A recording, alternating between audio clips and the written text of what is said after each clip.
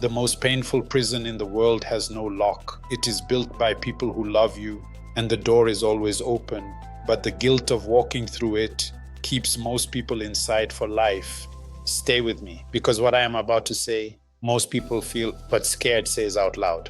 There was once a young boy born into a story that wasn't his to write, born into a family that loved him completely, a beautiful family, a family of 5, a father who was a pastor, a mother who was a pastor, both of them building church and building business, discipline in the house, purpose in the house, structure in the house. From the outside, it looked like a blessed life, and maybe it was, but even blessed lives can hide quiet prisons.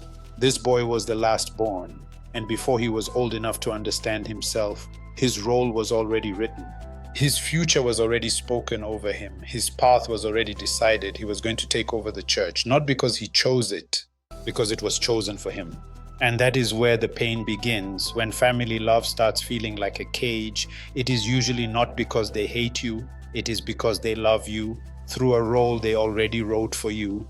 He went to theological school, he studied, he graduated with a diploma, he preached when he was called to preach, and when he stood on that altar, people were moved. The words were right, the delivery was right, everything looked right, except his soul, because deep down he was never fulfilled. And that is a dangerous place to live, when your outer life is being applauded, but your inner life is quietly starving. He had money, he had a car, he had family, he had love, but yet something inside him remained unsettled. And some people will never understand that kind of pain because they think provision is the same as peace. It is not. You can be provided for and still be trapped. You can be loved and still be suffocating. You can be surrounded by good people and still be disappearing inside a life that does not belong to you. That is the first truth. Love can still wound you when it refuses to make room for your growth. And many people never say that out loud because it sounds ungrateful. How do you complain about people who sacrificed for you? How do you say, your love is suffocating me, to the people who gave you life?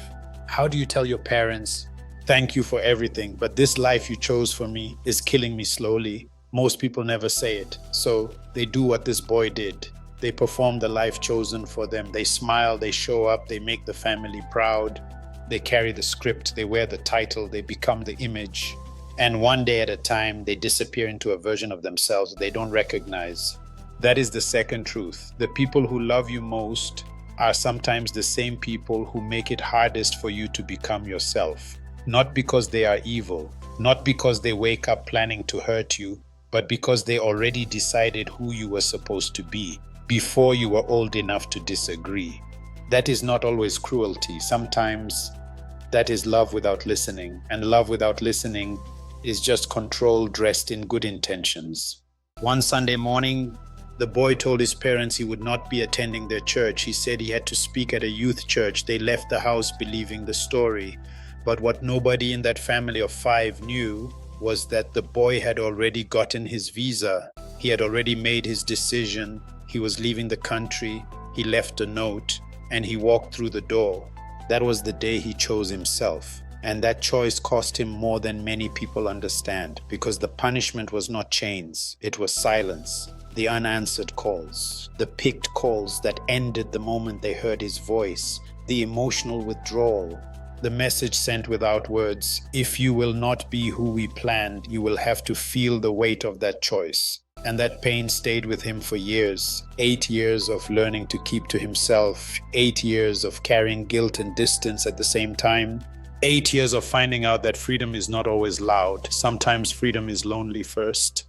Sometimes freedom strips you before it rebuilds you. Sometimes freedom introduces you to a harder country, a harder life, a harder road, but a truer self. And that is the third truth. The people who drain you the most are rarely strangers. They are the people sitting at your table, eating your food, sleeping under your roof, carrying your name, and every time you try to grow, they resist it. Sometimes with anger, sometimes with silence, sometimes with disappointment, sometimes with guilt, not always with malice, sometimes with fear, because your growth reminds them that they cannot control the story anymore. And some people are comfortable loving you only when your life remains useful to their vision. Nobody really teaches you how to manage the people you love. School teaches you mathematics. Church teaches you scripture. The street teaches you survival. But nobody sits you down and says, here is how to honor your family without becoming their prisoner. Here is how to love people without abandoning yourself. Here is how to carry respect without carrying emotional slavery. Here is how to set boundaries without becoming wicked. Nobody teaches you that. So most people never learn it. And because they never learn it, they spend their whole life in a prison with no lock, staying not because they have to, but because guilt keeps convincing them they are not allowed to leave. That boy eventually walked through the door, and on the other side of that door, after the silence, after the guilt, after the unanswered calls, after the pain, he found something nobody had ever given him, himself. And here is the final truth. No love, however genuine, is worth the permanent loss of yourself. No family plan is worth the burial of your own soul. No assignment is worth becoming a stranger to yourself forever. Because when family love starts feeling like a cage, you must have the courage to ask one hard question. Am I being loved or am I being managed? In the next lecture, I am going to show you exactly how to set boundaries with the people you love without guilt, without becoming cruel, and without losing yourself. Subscribe to this channel so you do not miss it. Drop a comment. Are you living someone else's planned life right now? Be honest. I will be waiting. This is the Street Lecturer. Class dismissed.